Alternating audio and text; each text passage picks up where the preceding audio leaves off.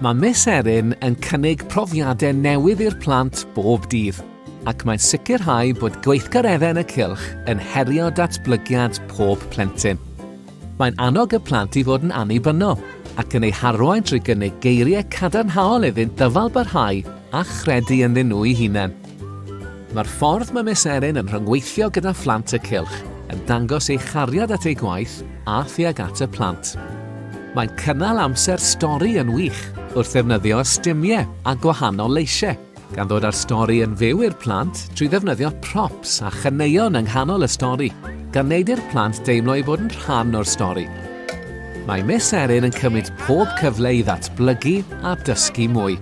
Ar hyn o bryd mae wrthi'n cwblhau cwrs gradd.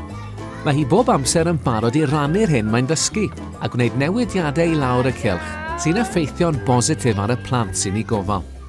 Yn ddiweddar, cafodd gyfle i deithio i Patagonia fel rhan o daith Mudiad Meithrin, gan ddod ar hyn mae wedi ddysgu yno yn ôl i'r Cylch. Mae ambell gân a ddysgyddu gan blant y wladfa wedi dod yn rhan o drefn dyddiol y Cylch erbyn hyn.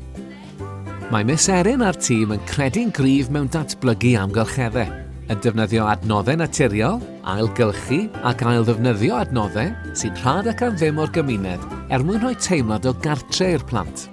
Bu'n chwilio am ddodrefn ac eitemau newydd yn ystod gwyliau'r haf ar Facebook Marketplace, gan fynd o dŷ i dŷ yn casglu nwyddau i'r Cylch. Mae hi hefyd yn barod iawn i droi ei llaw at greu dodrefn allan o hen balets pren. Mae wedi cyfrannu gymaint tuag at amgylchedd y Cylch lles y plant. Mae Miss Erin yn annog y staff i ddefnyddio eu Cymraeg ar bob cyfle, yn enwedig y tu allan i fywyd y Cylch, gan drefnu fod y staff yn mynd ar nosweithiau allan i gefnogi bandiau a diwylliant Cymraeg. Mae'n plethu llawer o draddodiadau Cymreig i weithgareddau'r plant yn y Cylch, gan ddefnyddio eu sgiliau clocsio a dawnsio gwerin wrth ddathlu dydd Gwyldewi a diwrnod Owain Glyndŵr. Mae clust cerddorol Miss Erin yn cyfrannu tuag at amgylchedd hyfryd y Cylch wrth iddi ddysgu chwiangerddi Cymraeg i'r plant, gan gadw'r traddodiadau Cymreig yn fyw.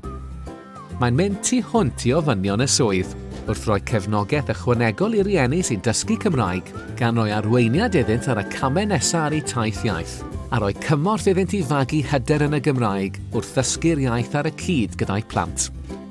Waith glaw neu hindda, mae pob gweithgaredd sy'n nwylo Miss Erin yn mynd yn ei flaen. Mae'n mwynhau ymuno yn yr hwyl, ac mae'r plant wrth ei bodden i gweld hithen ymuno yn yr hwyl.